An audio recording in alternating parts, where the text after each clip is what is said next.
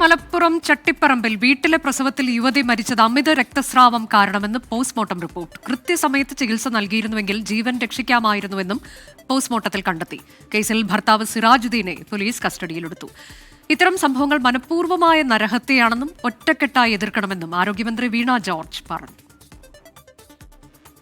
ശനിയാഴ്ച രാത്രി 9 മണിയോടെയാണ് വീട്ടിൽ നടന്ന പ്രസവത്തെ തുടർന്ന് അസ്മ മരിച്ചത്. മലപ്പുറം ചട്ടിപ്പറമ്പിൽ വാടകയ്ക്ക് താമസിക്കുകയായിരുന്നു അസ്മയും ഭർത്താവ് സിറാജുദ്ദീനും.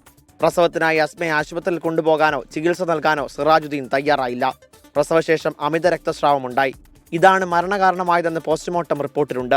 ആശുപത്രിയിൽ എത്തിച്ചിരുന്നെങ്കിൽ ജീവൻ രക്ഷിക്കാമായിരുന്നുവെന്നും റിപ്പോർട്ടിൽ പറയുന്നു.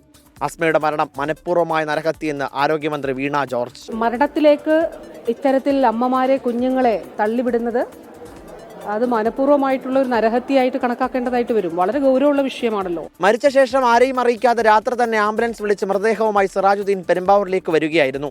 ഇയാൾ മടവൂർ കാഫില എന്ന പേരിൽ യൂട്യൂബ് ചാനൽ നടത്തുന്നുണ്ട്. നിലവിൽ സിറാജുദ്ദീൻ ആശുപത്രിയിൽ ചികിത്സയിലാണ്. കേസ് മലപ്പുറം പോലീസിന് കൈമാറിയിട്ടുണ്ട്. 24 കൊച്ചി.